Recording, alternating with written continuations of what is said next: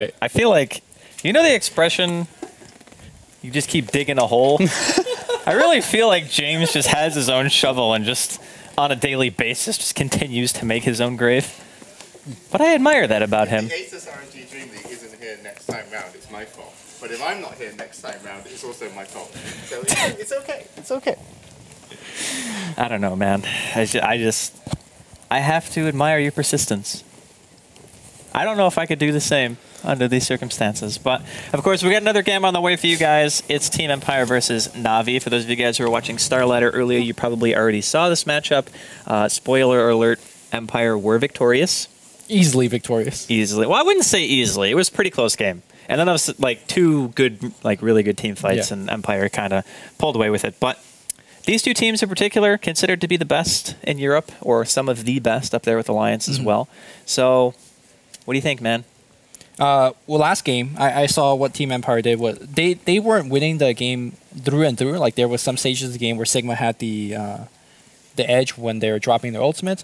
Team Empire, to me, like, shows they really understand when they're stronger, and when they know they're stronger, they just press for more, which really reminds me of Na'Vi. When Na'Vi has that one advantage, they like pressure at tier 2, they pressure at tier 3. So to me, it's like who gets a better draft. I think normally when you have a team that's maybe not as good as Team Empire, for example, they have to win out the draft and play much better.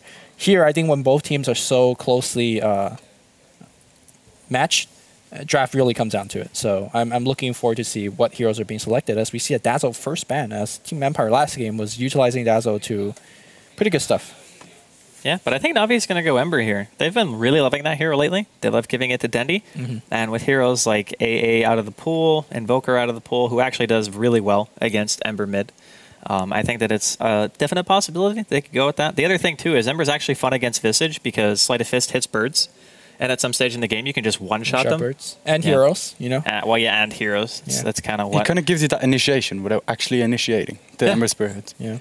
Yeah, but they did pick Ember against Empire earlier, and they didn't win. Yeah. So. Well, Empire utilized a lot of like point blank disables to make sure that Ember wasn't moving around. One of which is Doombringer, and Na'Vi straight up just drafting that. So I think before this particular game was, or before the broadcast even happened, we were talking to a nice gentleman, which I have no idea whose name is, about Dreyage. Dreyage. No, not Dreyage. Bogdan. Bogdan. Yeah. That's Bogdan. Yeah. Holy shit, I'm such a big fan. I don't know. Okay, anyways. Okay. Didn't even know who he was. No, like I knew like him playing Dota back in the day, but I didn't put the name to the face. So he had a very interesting argument with us about Doombringer, which I still disagree with it, but continue. Well, his argument was saying, hey, Doombringer is such, like he just counters any single hero, to which we both said, if you have a lot of targets for Doom, let's say I have an Enigma, that needs to be Doom, I have an Ember Spirit, that needs to be Doom, I have 3 more heroes that needs to be Doom, inherently does that make Doom a little bit weaker because you only have 1 Doom and you can't Doom all 5 hero. Personally, or what he said, and I think we're just paraphrasing here because we don't exactly understand his point, is saying that, yeah, sure, you have 5 targets, but that doesn't make Doom worse of a hero because he's still going to Doom 1.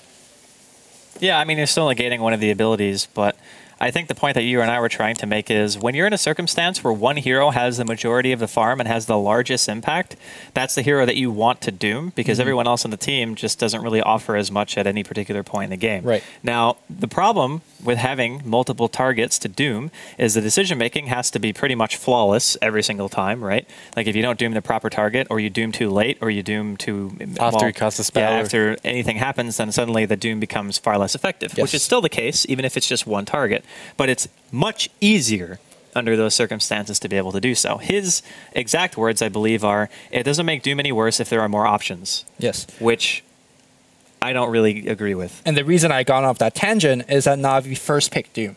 Right. When you first pick Doom, it really gives Team Empire the ability to draft your team such a way that, hey, I'm going to draft 4 heroes that you have to Doom, and any person you Doom, that means I have 3 more heroes that are abusing their farm or whatever else. So maybe Na'Vi are next leveling them and they know what 4 heroes are going to draft. Well, I think Na'Vi really want to pick Doom so they could pick up Ember Spirit and not have that hero Doom. So maybe that's another way to go about it.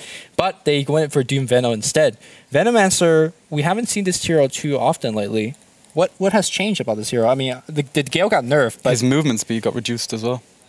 I mean, but we seen Fnatic picked it a couple of times. Is it just like the Gale and he's a useless hero now? Well, you have to remember that Poison Sting on Plague Wards actually pretty much just removes your boots, like the whole game. Like you consider your heroes bootless. Sure. Right? Which is kind of annoying. He's incredibly strong in lane still, and there are 2 heroes at the very least right now who are neither of which are likely to get BKBs. Batrider may as like a 4th or a 5th item or something like that, but that's way down the road. Poison Nova, in my opinion, is still one of the best support ultimates in the game. Just assuring yourself that you're going to deal guaranteed damage as long as you don't instantly die before your ulti gets off, right? Now, granted, positioning can be hard sometimes, but I'll give Na'Vi players the benefit of the doubt that they'll be able to get a good ult off. So I think he's always been really strong. I think people just have a tendency to gravitate towards things that have like different kind of, what's the word I'm looking for? Different things that they can offer to the team, like just straight up pushing. Like Shadow Shaman last game, we saw Sigma pick that because his ultimate is just bam, on-demand pushing potential.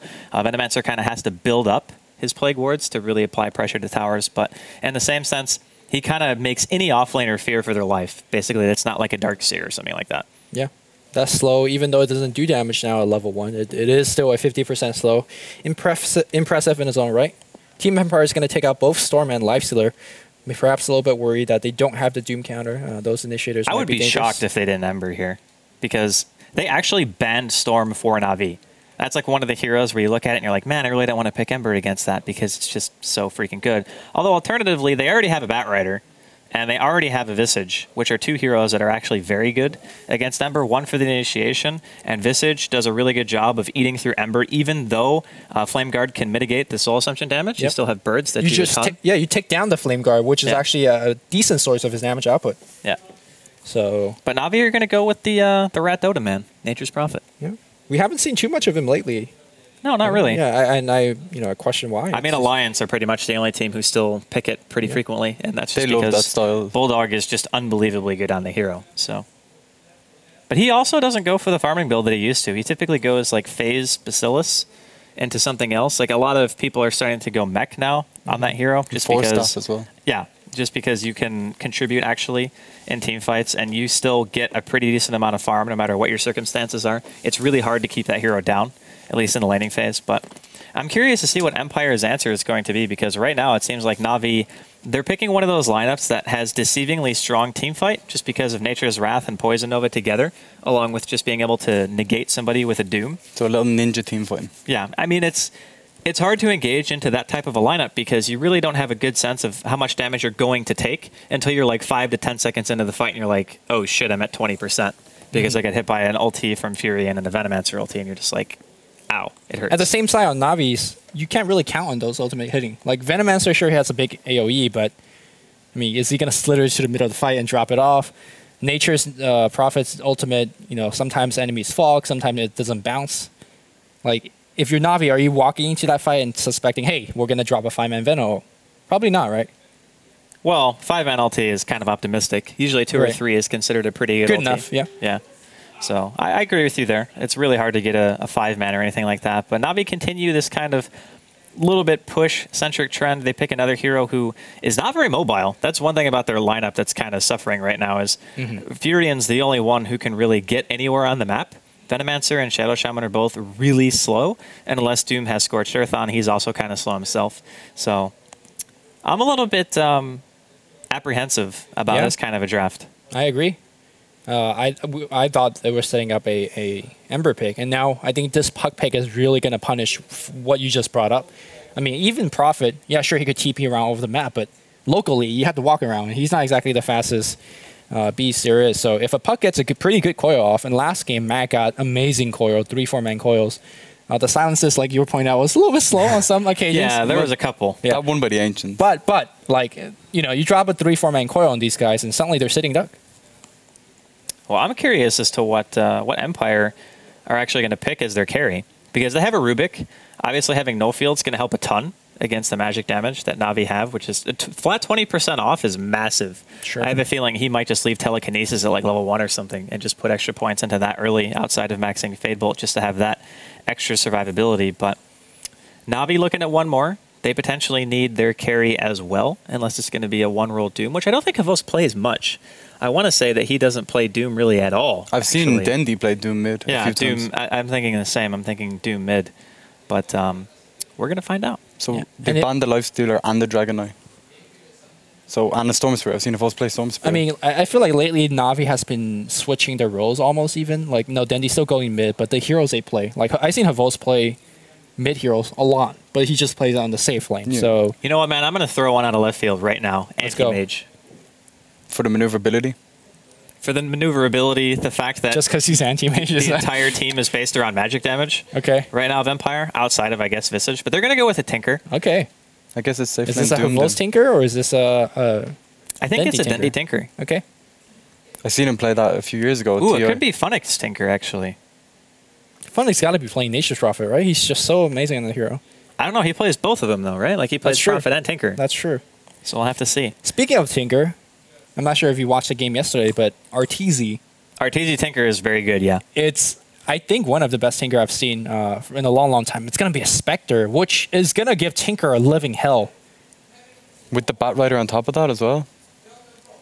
I really like the Spectre pick. It depends on what skill build he's going forward. There's a popular skill build in like the Euro scene where you max your Desolate by 7, and Right. you just basically aggressively fight, which this team can do.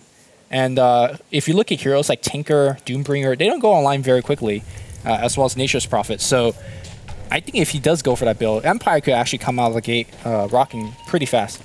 It's very easy to underestimate early game Spectre. People do it all the time. They're just like, because oh, of- he's a late game Diffusal Blade, Radiance, or whatever. She's just Yeah. a cloud of purple smoke. What could go wrong?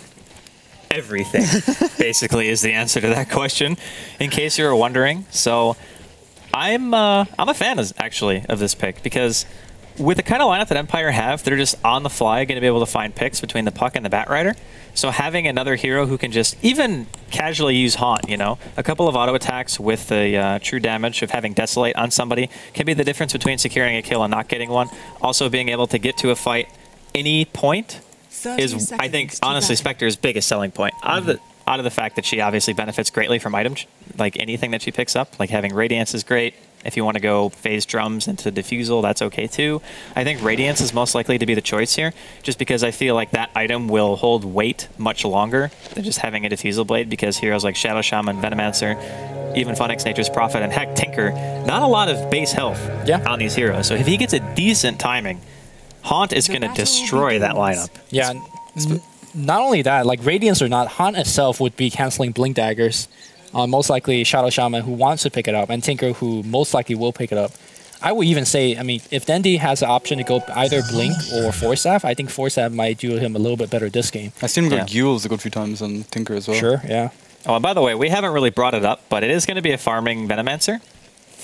So Na'Vi have done this before. They done it in TI 3 Grand Finals, game number 1, where they picked like Havos farming Venomancer, and then 10 minutes in the game, they start ancienting with it, in which case, you know, somewhere in my heart, I call GG because... Was Venge in that game as well? Oh, Mag. Yeah, Venge was. Could be in some trouble bottom. Gale already landed. Puppy waiting a very long time to steal Shackle here. Where's the Shackle? He's gonna And the shock. What? Oh. Okay, that was a straight up misplay. You think Shackle would have done it?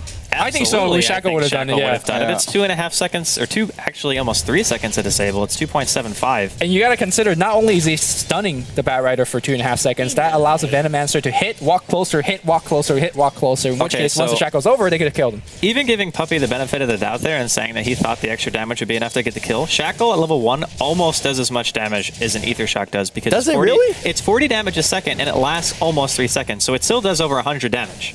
Damn. And that's with Havos getting auto attacks off the entire time. You know what we're saying? Hey, he waited so long to skill. You think he waited too long in such case that he knew he was out of Shackle range? And then be like, oh shit, the shock. I mean, I think that's probably what happened, but I can't believe that happened. Okay. Because he auto attacked him like 5 times. You gotta know when he's gonna start moving faster. So the ramification of not getting that kill, that means Bat Rider is going to be getting a ton of experience under the tower now. And more importantly, for a hero like Venomancer, those kills mean a lot.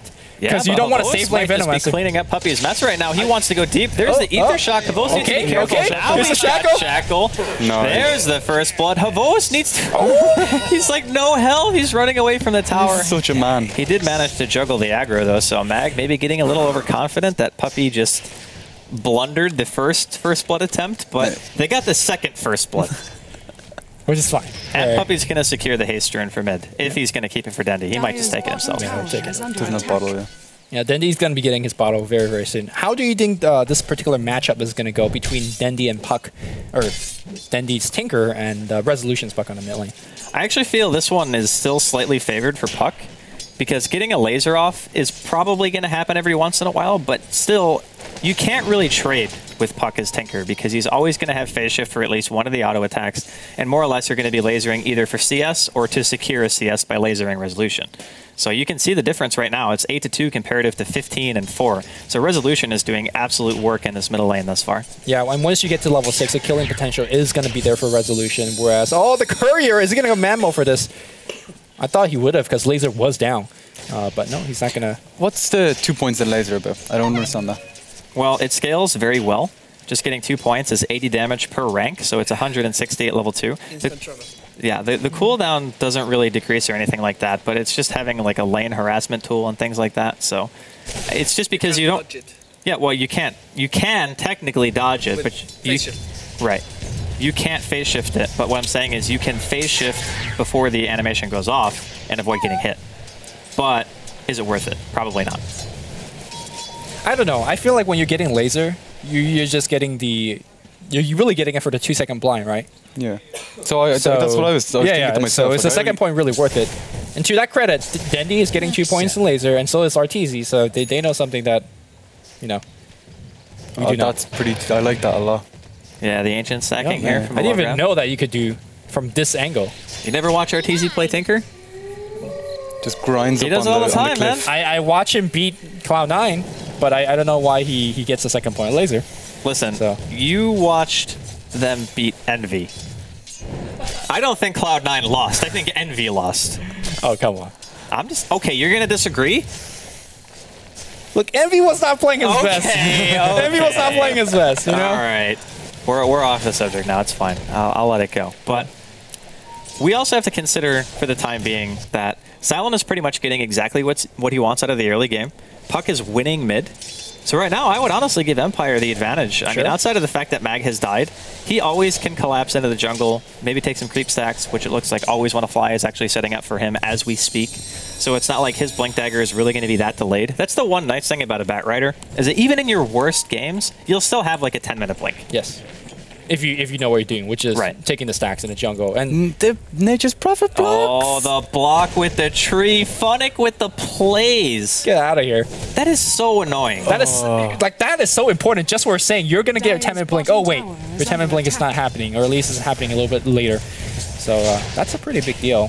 Speaking of which, 200, let's go. He might be in a little bit of trouble on the top lane here. It's going to be a Stifling Dagger. Where's the teleport out? The lift is going to cancel that TP. That Desolate damage is wrecking. Just 2 points on Desolate in conjunction with that phase boot. Silent is hurting like hell. Van score showing like he had such patience there when he was keeping away. I mean, I think regardless they were going to get that kill because how much damage Silent is doing. Oh, middle, Dendy. He's got coiled.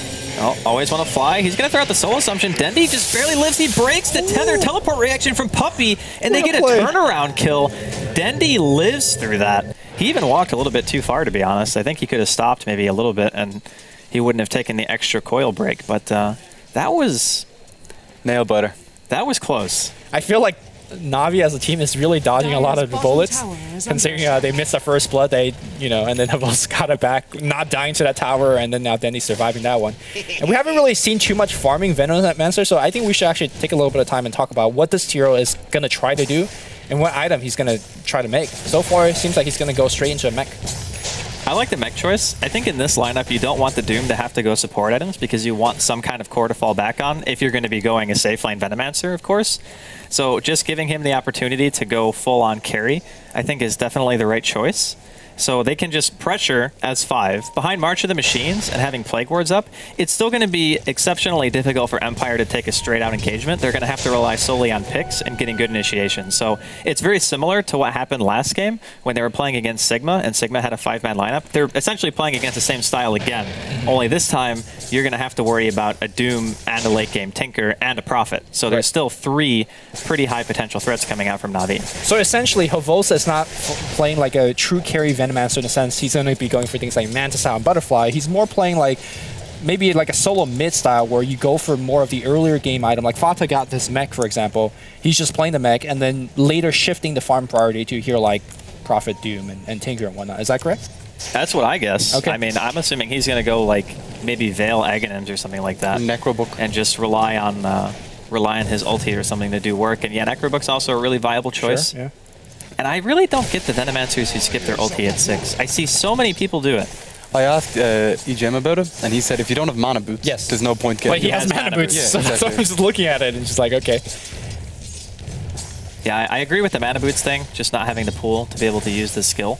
But I don't see any reason not to get it here. Maybe he just really values having those Plague Wards, and he thinks that by the time he hits level 8, which if he gets 1 point in Plague Wards now because he went 2 Sting and avoided getting his ulti, then he's definitely going to put another point into Ward. Watch him skill his ult now just to piss me off. But I'm just thinking, like, if he's putting 1 point in to keep his Ward max... Yeah. He's aiming for it to be max. Yeah. Maybe he just All thinks right, that well, there's look. not going to be an engagement. The truck's gonna die. Here we go. The truck.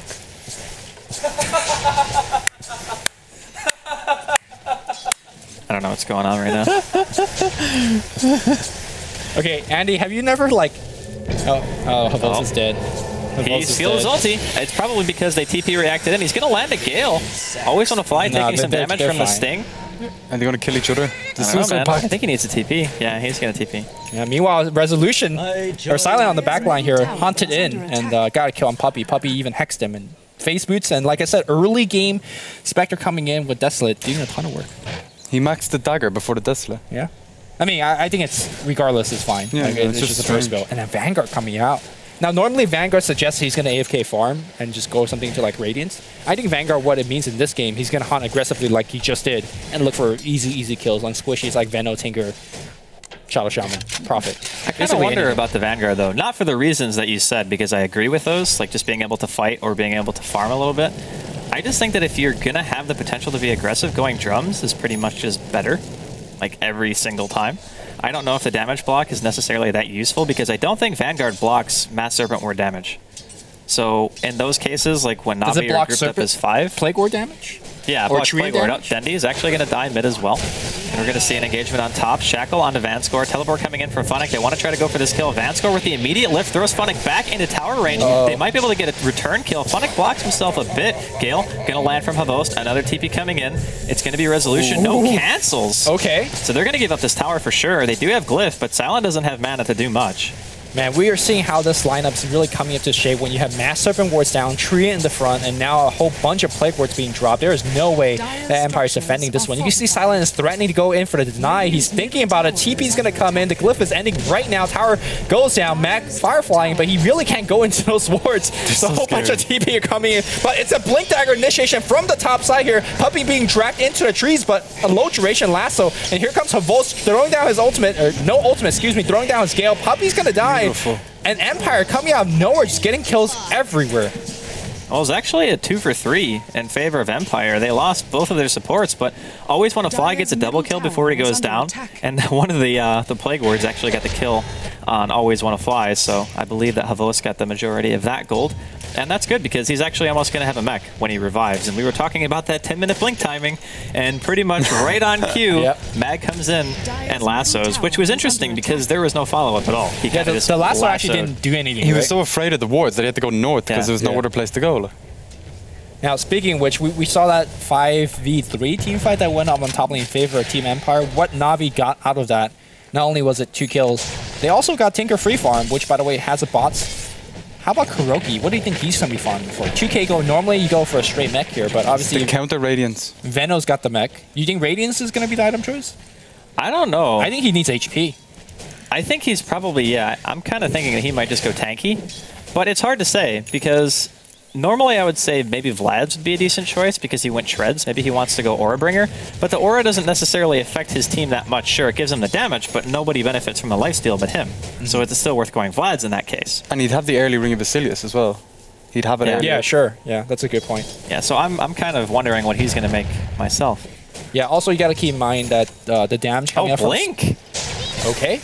I actually like that a lot because as it stands right now, I mean, Denny doesn't have a blink because he just finished up his bots. Funnick doesn't really have much to speak of either because he didn't really have a good start. They gave the jungle to Kuroki. So having that initiation to potentially stop the bat or heck, even just blink in and doom Van score. I mean, you can get the center clap as well. Just having something that goes your way to say, hey, we want to start the fight is going to be beneficial to Na'Vi, because if you ever bait Empire into your static defenses of Plague Wards and Mass Serpent Wards and every other type of ward that's in this game, then it's going to be to your favor. Now, the only thing I'm worried about when you're blinking in to doom somebody is that if you don't get Van score, most likely, if he's paying attention, might get your doom. And that's, oh, he'll get it. Yeah. I mean, normally you want to blink in Doom and immediately Scourge Earth, but there is a fairly long cast animation. Yeah, it kind of like jumps up in the air a little bit. Yeah. So if Van score is in position, like that's something you have to really worry about. So I think it's most likely blinking in, you know, War Stomp, most likely activate a Scourge Earth or whatever. But we'll see how these team fights going to be breaking out. Can you steal the War Stomp? No. Yeah, you can. Can you? Yeah. Okay. Anything that costs mana like that, this is a skill you can steal. Okay. He should learn the heal, the instant heal, and cast that straight away after Doom. It's like, fuck you. That actually has a long animation, that heal, because you have to like throw your sword out apparently. That's how you heal people when you're Doom. You just slap them in the swing your sword, yeah. But Na'Vi, they are grouped up very, very early. And to be totally honest, this kind of benefits Empire. The longer it takes Na'Vi to push, the more farm Silent's going to be getting. He's still pretty much the highest in terms of overall CS right now, and they will be sacrificing a tier 1. But I do believe that they can defend the tier 2. Wow, what is it nice? That's the second time I think. Birds are dicks, man. Yeah. Like, I'm just saying. The animation on their attacks so fast. Speaking of birds, I really love the Good Show DreamLeague bird intro. Yeah, oh, remember when I saw that, I was like, we were watching it, we were just like, what in the hell? Because nobody told us that video was going to be on there. We were like, we had no idea.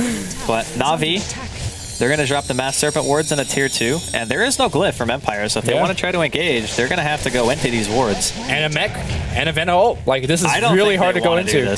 I mean, what they're going to try to do, I think, oh, there you go, Han, to break things up, and it's going to be a TP out from Havos. What's the TP? What? Silent, he gets a kill, Coil onto Funnick, it's going to be a double for Silent. Na'Vi just fall apart extremely quick. Puppy, he gets an Ether Shock on 3, but Silent, he gets 3 kills immediately. So we're just saying, there's no way you're going to fight into these wards with Mass Serpent Ward 3 and Plague Ward down, and as soon as Hunt comes out, Havos says, I'm getting the hell out of this, and he just TP and the rest of the team died. That was so weird, though, because when they initiated, they ran away from their stationary defense, right? Like, the Mass Serpent Wards were down. They, oh, wow, my God. Scores stole Mass Serpent Wards on top of everything else. So if it wasn't bad enough, now Empire are going to get a free Roshan, and so much for saying the drums build, because Silent has both Vanguard and drums. So he just says, you know what, I don't need any damage whatsoever, and I'm not going to argue with him because he's 5-0 on a Spectre against a team that, well, let's be honest, has very, very scary 5 versus 5 potential. But Havos didn't get his Nova off. Because he just TP'd out. Doom, right? I mean, Na'Vi just bailed on that. I mean, okay, first of all, is it the correct decision to bail? Away from your static defenses? Or do you think it's like a do or die? You have to fight, or you're just going to lose? I think as soon as Havos TP'd away, the fight was already lost. Right. Because he's a significant chunk of their damage output at this stage. And so their mech as well. I figure Na'Vi just said, okay, we're not going to win this fight. Let's try to make it take as long as possible or something, you know, try to minimize losses. But it didn't quite work out for them. And comparing the safe lane Venomancer to the Spectre right now, Silent's almost level 13. Havos isn't even level 9. Well, to be fair, a lot of it is in Kuroki. I mean, Kuroki's, like you said, a big core part of this team. But, I mean, if you look at Kuroki, he's level 8. He's got a blink, but he hasn't really shown for it. I think he's trying to eat the Centaur. And once he does, he's going to give him... he doesn't want to eat it because he has a wolf. But is the wolf better in this case? You don't really have that much. I think you need another stun right now. Well, 30% is still 30%. It's like, if you don't have right-click damage, I would argue that having a wolf is even better because 15 attack speed is less DPS than 30% flat damage. And yep, Puppy's dead. No living through this one, buddy. Get me them points, Silent. Oh, yeah. Yeah, so far, no points has gone for me, who I have Dandy and Puppy on the team. And Puppy be dead. So this game, I really think that it's fair to say that Empire have a pretty good advantage. Even though Na'Vi have been pressuring the map a good chunk and they've gotten a tier 2 mid and such, I don't think they're getting nearly enough done at this stage in the game, and sooner or later that Spectre is just going to become an unkillable death god, and all of a sudden you're dead. Like, you can't do anything. Yeah. I mean, what does this lineup actually do? Is it just going to be like massive... Except for once again. Split push? Is that the goal? Blink initiation coming from Doom. He needs to get out of here, KuroKy. He gets blown up. Havos walking in, confused. He's going to try to make it out there, but the Mass Serpent Wards are focusing on it as Soul Assumption for show from Always Wanna Fly. And, well, the Mass Death God just got killed, but he has Aegis. Yeah. Kuro seemed indecisive. No, but he hesitated. Like, when he blinked in, he could have gotten the Doom off, but I think he decided that he wanted to Doom somebody else at the last second and then, like, recast it or something, because that was a very long time to not be able to cast your spell. Like, I don't know. He seemed like he got lifted instantly to me. I don't know. I think there was time. Okay. But we'll ask him. We'll just be like, hey, when you blinked in top, did you actually, like, change your Doom target? Because it felt like it took a while. But still, Vanscore on his game, as always. What a player, man. Vanscore is so good. I get the hype now, guys. I get the hype. Well, suddenly, if we're going to talk about how ahead Empire is, there's a Blink and 4-staff already online Bat Rider. This is the Bat Rider that got killed essentially twice on the bottom lane. What's the story with the Tranquil Boots? When you get attacked with Tranquil Boots, don't you move slower? You do. Yes. So when you latch onto someone, don't you want to move at like a fast speed? Yeah, but the idea behind it is when you have Tranquil Boots, you never really have to go base or anything like that. And when you blink in, you already have a 4-staff to pull yourself away from the other team anyway. So we're just assuming that that's going to get him far enough in position to where the Tranquil Boot deficit movement speed doesn't really matter that much. At least that's my take on it. And I mean, the 4 armor is always nice. Like, regardless of the boots breaking or not, you're still going to get that 4 armor. So. Yeah. He's going Mask of Madness. He's going Mask of Madness anyway, so he'll have a 20% bonus movement speed from that on demand. And he's even going it before he gets a BKB, which is ballsy. Pretty ballsy, yeah. But hey, I mean, hey, Empire are kind of owning this game as it stands right now. Yeah. I mean, it feels like whenever Haunt gets pressed on Team Empire, Na'Vi just... Like, that's when poo-poo hits the fan and they just get confused. I don't mean to cut you off, but I very seldomly look at the graphs and think that this is indicative of how the game's going. But just look at the experience graph. Just look at it. It's 19 minutes in. Radiant's bottom tower. Na'Vi have a 5-man lineup that not only do they not have a gold lead, they are almost being doubled in overall experience. Don't worry, they have the split push. I mean... I don't want to say that it's looking bad. No, you can say it's looking bad. It's looking pretty bad. Oh my god. Dendy with the... No, Dendy's just messing He's only screwing with them, yeah. And really, what does buying time do? If you're Dendy in this situation... He's not buying any time. Push, whoa! I think Bruno just summed that up perfectly. I don't know if anyone was actually able to hear him, but he basically just said, what the hell? All right, well, here comes KuroKy. He dooms Vanscore, which is really only the target he can doom. He's trying to right-click his way out of there, but he's trying to fight 3v1 KuroKy. He's trying to kill Mag. Not going to happen. Meanwhile, on the backline here, Havos trying to kill the Death God. He ward blocks himself out of there. The Mag comes through, so Silent's going to TP out just fine, and Havos, well, he needs to TP out or he's dead. He's dead. I wouldn't be surprised to see them call GG. Like, this game is so... He's got Mag. So bad for them right now. They get a kill. Mag dies to the Poison Sting damage, I think, right there, but... That's going to be a Radiance on Spectre. He's got Vanguard, Drums, Phase Radiance at 20 minutes. And a Quelling Blade. Who has Silent? Isn't it you? It is me, yeah. Meanwhile, Funnig on the top lane just dies to birds. Yeah, no big deal. Birds are dicks. Just birds. Everyone laughed at me. Actually, just birds. I mean, I don't want to say that this game looks a bit unwinnable if you're Na'Vi, but it ain't great. They have a lot of split push, though. Okay, all right. Acceptor up on Venomancer. He's not even level 11. He's not. It's 21 minutes into the game. I just want to say, once you get to level 16 with Venomancer with the Acceptor on top, you're doing around 1,700 damage in an AoE. It's turned on as well, so that Look, means you're the math guy, so I'm going to believe you. Yeah, it's actually 1752, I think. But does it matter? No. Well, if you hit 5, it could matter. If you hit 5 and they all get up and walk away from their keyboards, maybe. I just don't see what they can do, because even if they doom Silent during a fight, he's going to have money for buyback during the next engagements, and then he can just buy back Haunt. Yeah. So what hope do really Na'Vi have of coming back? I'm actually asking that as a legitimate question. So what do? Do they delay the game and hope that the Doom can suddenly start transitioning into core items, which I thought he would be doing in the first place, but he's broke? I mean, he's level freaking 9 and he has a blink, and he's been AFK farming for pretty much the whole game. He's been involved in 1 kill. Like, he's 0-3 and 1. I think the only legitimate chance... They've Necro 3. They're going for the split push. That's the game plan.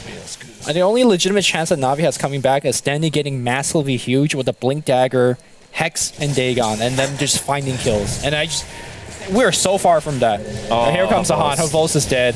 Acceptor gives HP though. Not enough HP. Yeah, they're trying to kill Silent top lane. He got doomed. Dendi, he's going to use March. Silent could be going down here. Yeah. I think he will go down. Hey. It's a big streak. There you go. There's your It's Dagon. 1,100 gold right there.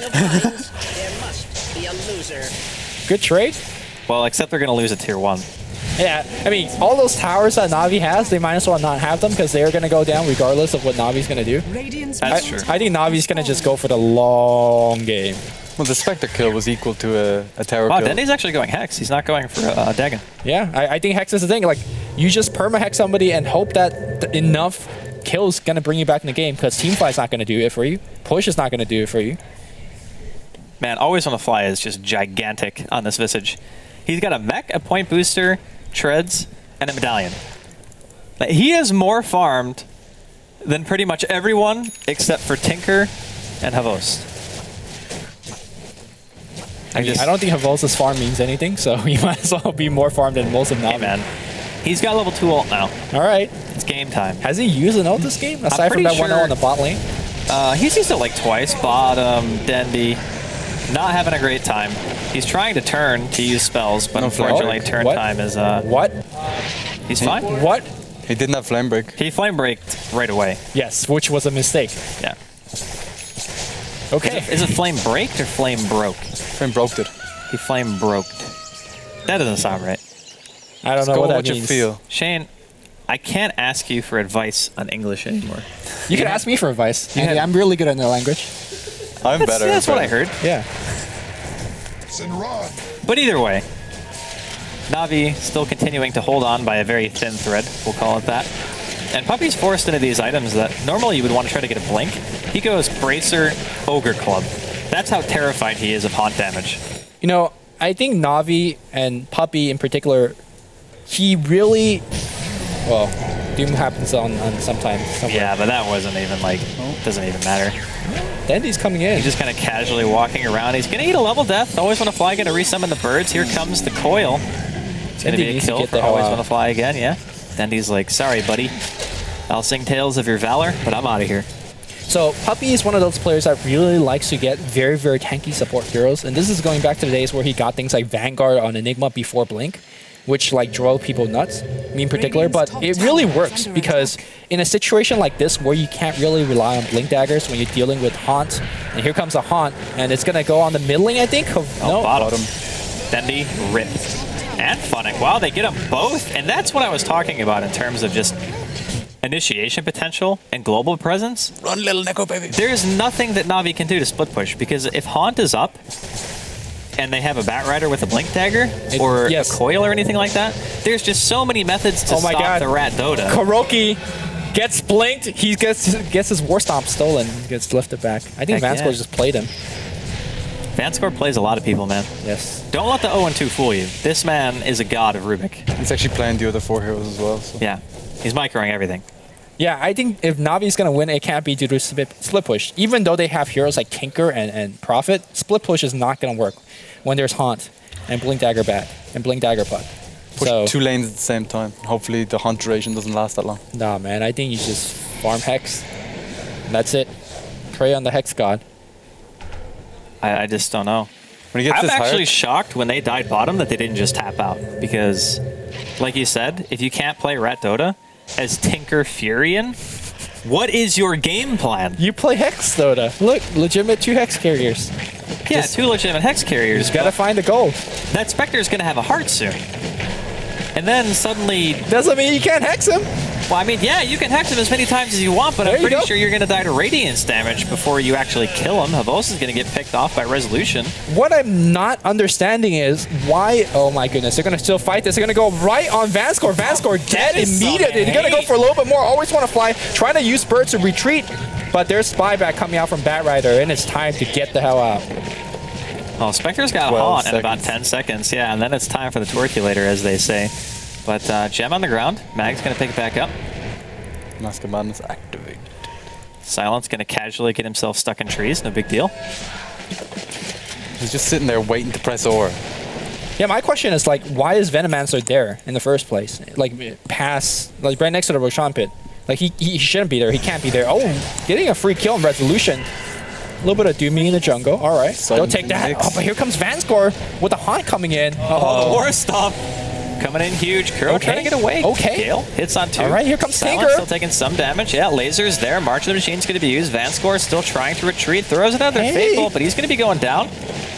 Havost gets it. Okay. You know, they're not out of it just yet. I mean, the Spectre just got Gale and casually walked away from 3 heroes, but it's fine. When you have Vanguard, Drums, and a Reaver on top, yeah. Meanwhile, Birds are... I think Birds are going to kill a Vol's run. He's like, no, not again. Those things do an obscene amount of damage, by the way. Yeah. More than any hero, nearly. It's crazy at the start. Well, when you have 3 of them, when you take 1 volley and it's what, 324 damage right now? And they get a volley out every like quarter of a second or something. It's nuts. Actually, to be fair, like we're saying, or you're saying that like Empire's won this game and really Navi should have been GGing and stuff like that, but how is Empire going to high ground against this team? In fact, despite how much of a lead the Empire has been, looking at the charts, they're up by 7,500 gold, a ton of experience. All the tier 2 are still alive. They have the Spectre to pick off the team. Lasso on Funnick again. He's going to be dropping. Yeah, I mean, okay, Funnick's dying. That's good. Okay, so... But all the tier 2 are still alive, and that must be... Navis are doing something correctly. Like, they're basically trading their life for these creep equilibrium to be constantly pushed. And Empire, as much as they want to push, they're not pushing. Well, that's the game plan, really, if you're Navi. Oh, Hex up there and Tinker? I think this is actually one of the perfect games to do it, but he needs Hex first. Yeah, I think he needs Hex for sure. The thing is, if you're in Navi's position, since you can't split push, your only game plan is to do that. Throw your bodies at the meat grinder to keep the creeps off of your side of the map to delay the game. Right. But the Spectre is going to have a heart incredibly soon, and my answer to how do they go high ground is just Spectre hits R. Yeah. Like, that's how they go high ground. Because they will have to run. There's no way they're going to be able to stand to that kind of damage. I mean, like, even if you're going for high ground, yes, he hits R, but there's going to be enough static defense in forms of Marcher Machine, multiple layers of that, and wards. Like, I don't know, it's man. still hard to push against high ground. I think you're overestimating it. At least right now. Maybe Navi win a couple more fights, then suddenly things change. Or Empire just wins one fight and win the game. Like, I think they're at that point that if Empire wins one decisive fight, the game is just flat out over. Regardless of... Or they could just take Roshan, and I feel like it's still kind of over. Okay. Fair. Especially if Spectre has an Aegis. Oh yeah, I mean, killing him once is going to be hard enough. Getting another... I don't know if that's going to be possible. I actually think you don't put the Aegis on Spectre. I think you put it on somewhere else. Who? Maybe the Batrider, maybe the Puck. But once Batrider uses ulti, he's kind of actually, like I think Puck is a very valid target. With Dagon 5, that cooldown of that thing is ridiculously short. You could get off multiple Dagons in the fight. Yeah, I could see them giving it to the Puck. I don't think it's the worst thing. And I mean, plus, do you think Spectre needs the Aegis?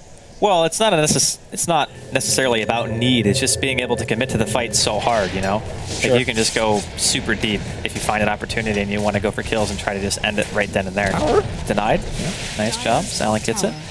But as far as that goes, there's 2 arguments. There's one saying you can give it to the Spectre to make sure that she can have 2 lives, and there's the other saying, well, hey, if you just farm buyback, she can just hop back into the fight anyway, and then you can have 2 people with 2 lives, which in some senses would be better, but it's also sacrificing money to make that happen. So if they did that, they would have to be pretty damn sure they're going to be able to release racks. The lift is right there, but Vanscore now steals. Oh, he's after him. Okay, man, he's got haste. He's got Scorched Earth. Yeah, so does Vanscore. Actually, Shivas is not a bad way to go about this. I mean, I guess any item you get is pretty good when you're Navi right now. Big Smoke Gang coming out from Team Empire. They want to have at least 2-3 kills, and once they do get the 2-3 kill, they could just go straight up for the racks. And they will find Puppy. Puppy's the sacrifice. Rest in peace, puppy.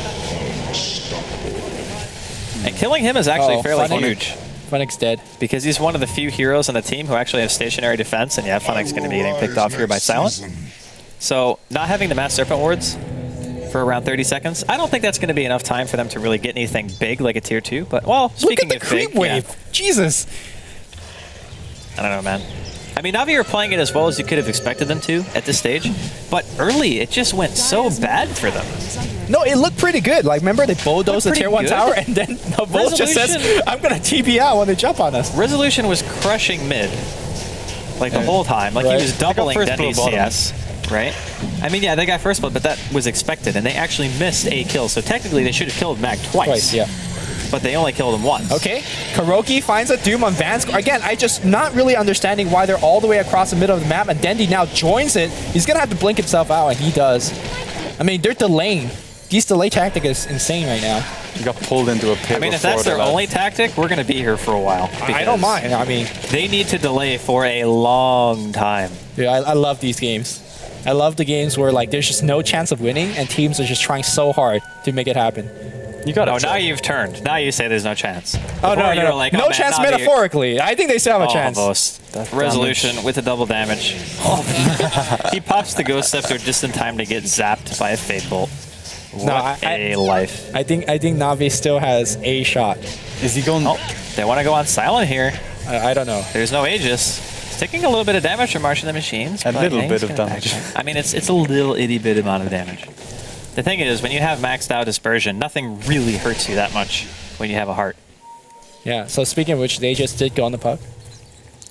Is Havos going for a Dagon? Havos? No, he's going for Veil Discord. Veil. Yeah. Which, you know, amps March, amps his own ult. Not bad. It only amps half of March. Yes. Yeah, because composite damage. Composite damage. Amps that Scourge Earth, let's be real, guys. And the Shivas. Yeah, hey man, Nature's Prophet ulti actually hurts a lot when it gets to level 16. There you go. Resolution, going for the escape here. I don't think I've ever seen someone 35 minutes into the game with 2 GG branches in their inventory.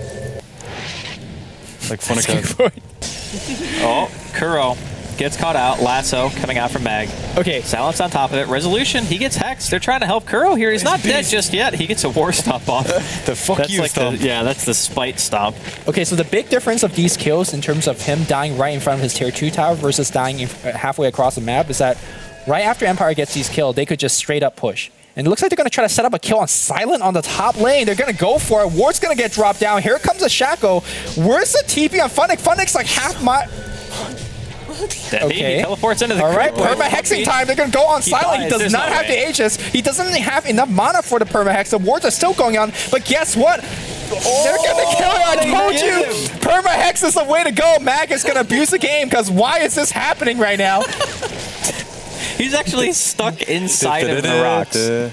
Like, it's almost impossible to keep up with where he is, and then he gets stuck. Oh, the creeps see him. He blinks back in. He wants to go for Funnick. The lasso's there. Resolution. He goes to the orb. Always on the fly in the meantime, picking up a kill on Havos, and that's a very dead Funnick. It's a double for Resolution, so they committed pretty much everything. The level dead. Okay. You know, and the end of the day, it's a 5-for-2 trade. What a clowny-ass game, man. Look, the game's not over yet. I'm just saying.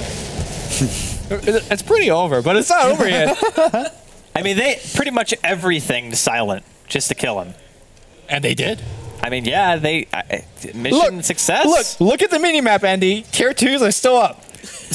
Tier 2s are still up. And guess what? Once Dendy goes for this Axe Scepter, our minds will be blown, and games will be won. And Axe Refresher on Fury. I really do. I agree with that too. Well, he needs Hex first. Hex first. Always I really do want to see Axe Tinker just because it's hilarious to see the laser range and 4 rockets flying every single time somebody tries to fight.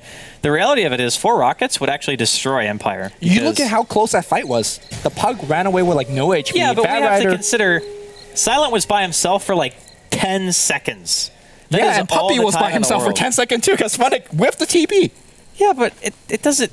Yeah, I guess, but the Ag's in a team fight. The Spectre's going to have his ulti up, and the rockets are just going to hit the Spectre illusions. So. No, rockets don't hit illusions. Do they not? I don't think so. I'm pretty sure they do. Do they? Lumi? What? I don't think they do. I don't think they do. Okay. Wait, actually, do they? I'm positive they do. Yeah. They do. Okay, they do. Oh no, it's Concussive Blast that doesn't hit illusions. Oh no, Dandy. Oh, he's got. Oh, he's got perma hex. I'm Get hoping- out. Oh, here it he's comes. here. It's round He's 2. by himself And again. Funix is here. Where's the Shaco? Here comes the Bat Rider. It's going to cancel the Shaco. It's Oh, back he's time. fine. It's back time. All right. Nobody lost anything. Let's go home. All right. Man, I feel so bad for Puppy. It's just like getting Radianced. He's like almost at half health. He has Alright. BKB now. Yeah.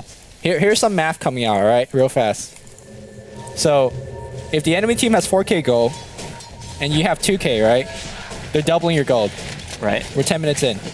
But if we're 60 minutes in, and Funix, Resolution. Funnick. yeah, is dying. Could be dead. No, the the hex, perma hex. on Dendy. They want to go for the Oh, silent. no, but he goes for the Vanscore. haunt. Dendy gets picked. Vanscore with the huge plays. Havos, he pops the Ghost Scepter. He wants to try to do whatever damage that he can. Vanscore This maybe is so trying to look bad. for another steal. Yeah, they're just going to lose everyone. And again, the worst part is they're dying right in front of the tier 2, which position. means this tier 2 is entirely dead. Well, that Nova is actually doing quite a bit of work. Yeah, man. I'm telling you, Rubik TP though. 1756? Or was it 1752? I thought you said it was 52. Yeah, 1750. Are you just making up numbers? No, I'm Listen, not. just You can because you're check so it. good at math doesn't mean you can just make shit up You on the can fly, check- right? Look, Bruno does that shit all the time. Yeah, that's true. Okay, so GG. I'm not seeing them defending this, especially not without Matt Serpent Wards, which is down for another 30 seconds. So at the very least, they're going to get Rex. One Rex. Yeah. Which I mean, think against a Prophet and Tinker doesn't mean much. I think it means a lot, actually, because the whole purpose of your lineup is to keep the lanes pushed, and if you have to dedicate the one hero to that lane the whole time, that's actually a pretty damn big deal, and they're going to find Kuro again. Yeah, this is massively difficult at this point. At least yeah, there's a Resolution is GG. farming some points for me, man. 10, 1, and 19. Empire just seem to be on a roll, man. They are. They beat Navi today twice, 2 for 2, once in Starlighter, once in the ASUS ROG DreamLeague now. They won last game against Sigma. Can anyone take them down? DreamLeague champions, maybe.